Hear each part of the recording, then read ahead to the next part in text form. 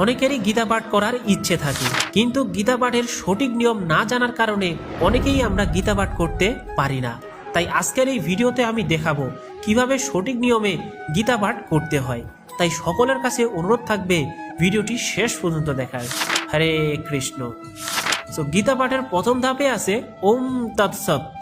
শুভ কিছু শুরুর প্রাকাল্যে বলা হয় ওম তৎসৎ। এরপরে গীতা পাঠের দ্বিতীয় ধাপে আছে গুরু প্রণাম মন্ত্র।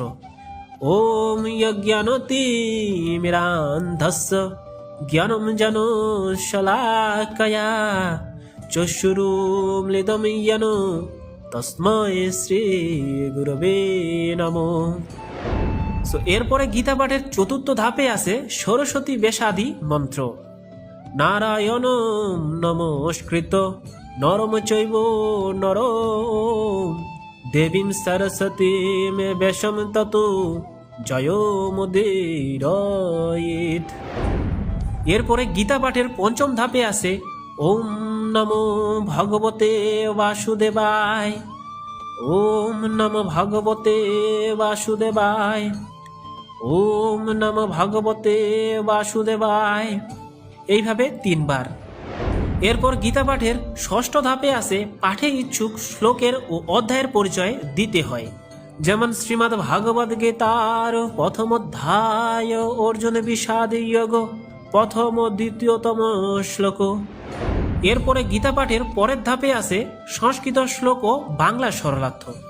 যদা যদা হি ধর্মস্য গ্লানির্ভবতি ভারত অভ্যুত্থানম অধর্মস্য তদাত্মনম সৃজামহম।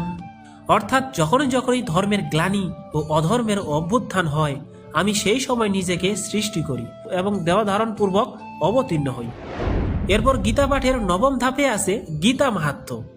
ওম গঙ্গা গীতা চ সাবিত্রী সীতা সত্য পতিব্রতা ব্রহ্মা বলি ব্রহ্মা বিদ্যা ত্রিসন্ধ্যা মুক্তি গৃহিণী অর্ধমাত্রা চিদানন্দা ভবগ্নি ভ্রান্তি নাশিনী বেদত্রয়ী পরানন্দা তত্ত্বার্থ জ্ঞান মঞ্জুরি।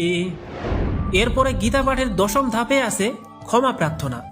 গীতা পাঠ করার সময় নিজের অজান্তে ভুল ত্রুটি হয়ে থাকে, তাই আমাদের ক্ষমা প্রার্থনা করতে হয়। ওম যদশ্বরং পরিভুষ্টম মাত্রাহীনঞ্চ যদ ভবেৎ পূর্ণং ভবতু তৎসর্বং তৎপ্রসাদাৎ সুরেশ্বর। এরপরে গীতা পাঠের একাদশ ধাপে আছে বিশ্ব শান্তি ও মঙ্গল কামনায়।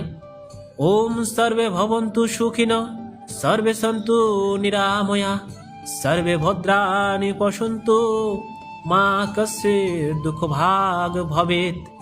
অর্থাৎ সকলেই সুখী হোক, সকলেই নিরাময়া হোক এবং প্রশান্তি লাভ করুক, কেউ যেন দুঃখ ভোগ না করে। এরপর গীতা পাঠের সর্বশেষ ধাপে ওম শান্তি ওম শান্তি ওম শান্তি বলে ভক্তি ও শ্রদ্ধা ভরে গীতা পাঠ পর্ব শেষ করতে হবে। হরে কৃষ্ণ।